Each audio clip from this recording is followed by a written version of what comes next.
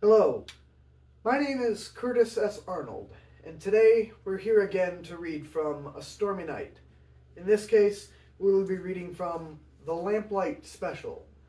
This is one short story that didn't make it into Volume 1 of A Stormy Night, Stories to Read by Candlelight, or Volume 2 of A Stormy Night, Stories to Read by Firelight. I present to you Guttersnipe. Warren sat gently down into his rocking chair. It creaked loudly and tilted back as he put his weight against it. He propped his feet up on the ottoman and let out a deep breath.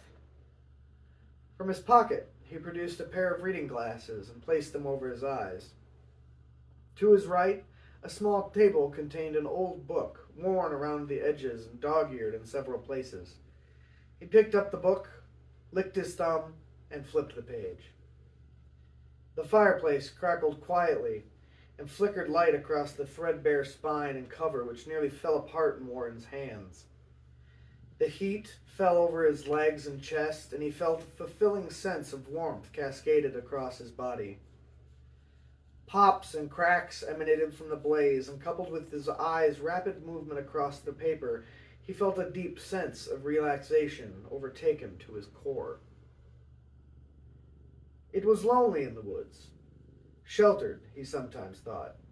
Several miles to the heart of town and down several dark and dusty roads, his house sat at the bottom of a hill and was nestled against a backdrop of oaks, maples, and birches. It had only been a year since his wife had passed, and each day was difficult and tiring. The only thing to do in the evenings was sit back and enjoy some old-fashioned entertainment. Reading. Warren took a yawning breath in and let it out with a shudder. He flipped the page over and continued reading. Ding dong! Warren nearly jumped from his seat and clutched his heart in his hand. Now, who in the world? He muttered under his breath, taking off his reading glasses and placing them in his sweater pocket. For a moment, he wondered if he had forgotten a package, but his eyes jumped to the clock. It was 2 till 12, much too late for the mailman. His next thought was that it was his neighbor, perhaps in need of help, but as he looked out the window to his left, he could see that the house lights on the opposing cottage were completely dark. Warren scratched at his head as he rose from his comfortable position and slipped into a pair of loafers in front of the ottoman. Ding dong! It went again. I'm coming, Warren bellowed impatiently. Warren stepped toward the front door as quickly as he could at his age and exhaled heavily when he stopped. He placed his hand on the large brass knob and pulled the door toward him. The light had clicked on automatically, and the light flowed over the figures of 3 young children. Warren furrowed his brow and stared down at each one of them, scanning across the faces and then cocking his head. One was dressed as a skeleton, with face paint to match. The other was dressed as a werewolf, with realistic fur and eyes. And the last was dressed like a vampire, with convincing fangs and fake blood. Warren was taken aback. Not only did he not know what day it was, making the characters seem quite out of place, but when he did realize what day it was, he started to become even more confused. Why, he wondered, were they miles from town? The children said nothing and simply stared up at him. Well, hello there, kids, Warren started. What great costumes you have there. Thank you, mister, the middle child said with a glee, nodding her head up and down excitedly, her pigtails bouncing forward from behind the masquerade of hair and spirit gum that was her face. You'll have to forgive me, Warren said in a short breath, but I'm afraid I don't have any candy. The kids all frowned. I'm really sorry, but... Warren stopped short and then leaned slightly forward. But what are you doing all the way out here? And aren't you supposed to say trick or treat? The 2 kids on the end looked to the one in the middle, and and then all looked back at Warren. They shrugged. Warren blinked twice and took a step back inside. "I think you would all have better luck in town, but it is a bit late. What's to say you head back that way and get some sleep tonight?" The kids all let out a collective groan and turned around, taking a couple steps off the porch, then looking over their shoulders. Warren smiled. "You kids have a good night now," he said with a wave. As they went down the driveway, Warren stepped back inside and closed the door. He let out a shallow breath and stood in the foyer for a moment, gathering his thoughts. That was the strangest occurrence he'd ever experienced. Like the kids had done, Warren shrugged. He stepped back toward his chair. He took 3 calm, slow steps away from the door when suddenly, ding dong!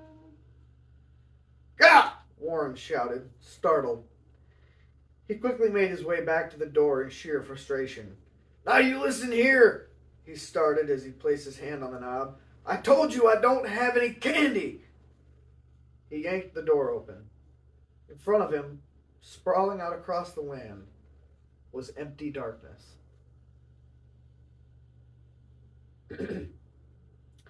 He squinted into the void, but he saw nothing but the driveway slowly making its way up to the road. He looked left, then right, but still there was nothing but sheer, quiet darkness. His brow relaxed some, but stayed low as he stepped back into the foyer. As he moved further into the house, he became suddenly aware of a light tink from behind him. He turned his head around to look at the source and left the door to shut lightly as he went closer to it. Tink! It went again. Warren approached the window opposing the ingress and turned his head to hear it again. A long moment he waited for it to fill the room. But the longer he waited, the more aware he became of the resounding silence that seemed to pierce his ears.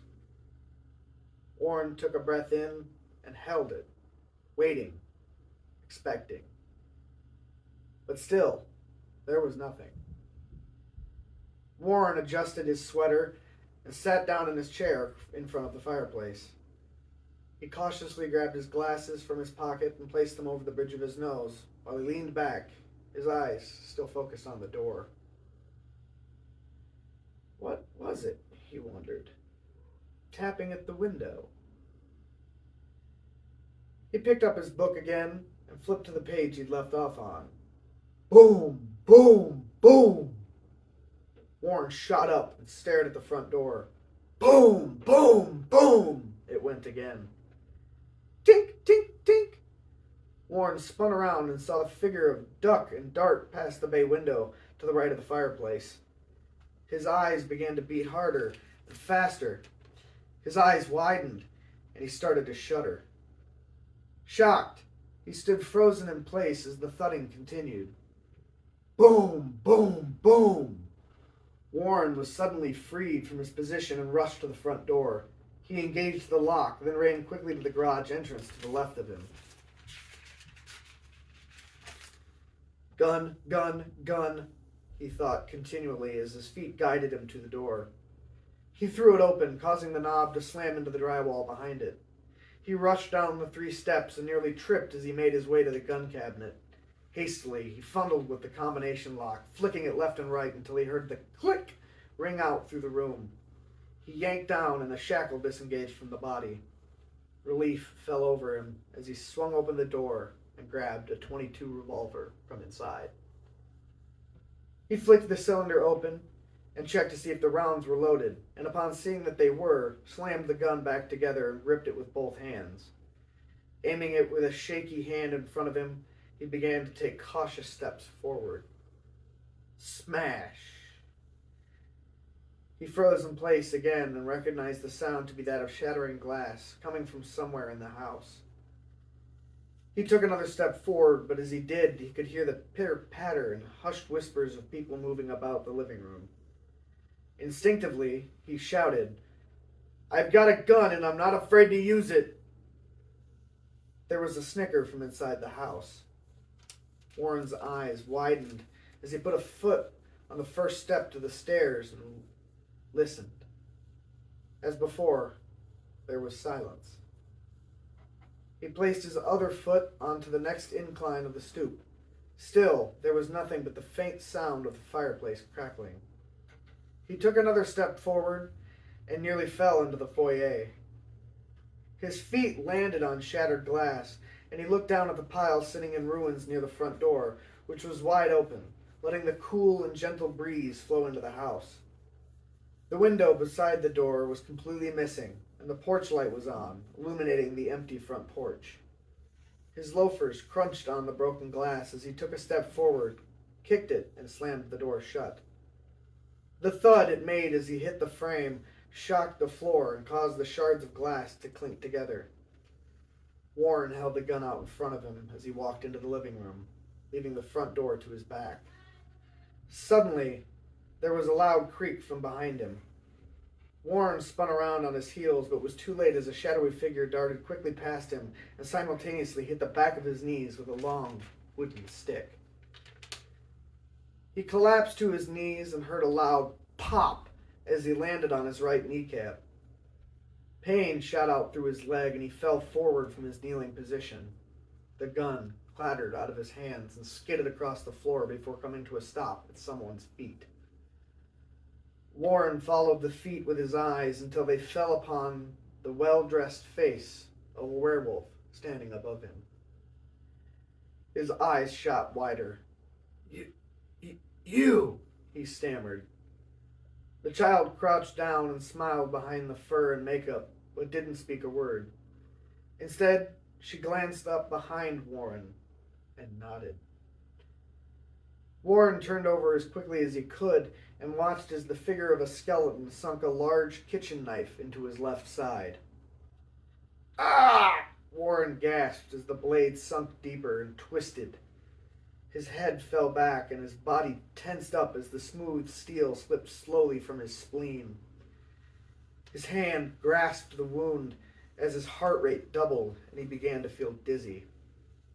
The third child approached from his right and smiled before producing a meat cleaver. Warren's eyes rolled up to look at the girl again, and as his eyes fell upon her smiling face, she flicked open a straight razor. What? Warren shuddered between breaths. What do you want? He choked for a moment and then continued. I told you, I don't have any candy. The children all looked at each other and laughed briefly before turning to stare at Warren again. Silly old man, the girl said from above him as she moved to his side and crouched down. We don't want any candy. Warren, slowly succumbing to the shock, managed to force out words.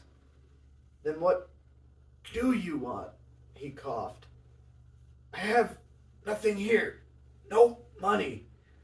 No possessions. We don't want anything like that, old man, the vampire said. We're just very hungry. Warren's face drew frustration. Then why kill me? Warren asked obliviously. The skeleton child rolled his eyes and sunk the blade back into Warren's side, this time slightly lower. Ah! Warren shouted. He winced as blood began to come up his throat. He managed to speak.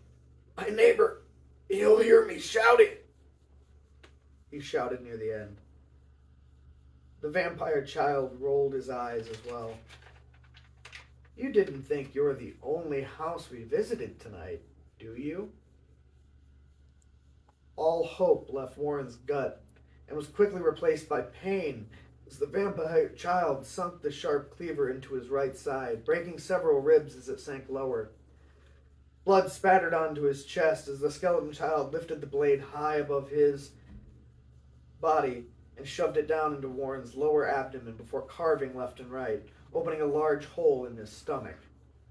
His vision began to fade, and Warren managed to lift his head one last time, only to see the skeleton child reach deep into the puncture wound and remove Warren's liver. "Trick or treat, old man," the boy said as he sunk his teeth into the organ, still pulsating with rich red blood. The girl grabbed Warren's chin and pulled it toward her, placing the razor against his throat. "Oh, come on," the girl said, grinning and pulling the blade quickly across his neck, spewing blood onto her face as Warren choked and wheezed. "Smile. It's Halloween." Thank you for joining me again in this reading of A Stormy Night, the Lamplight Special. Stormy Night Volume 1 and Volume 2, Stories to Read by Candlelight and Stories to Read by Firelight, respectively, are available on Amazon and will be linked in the description of this video. Thank you very much.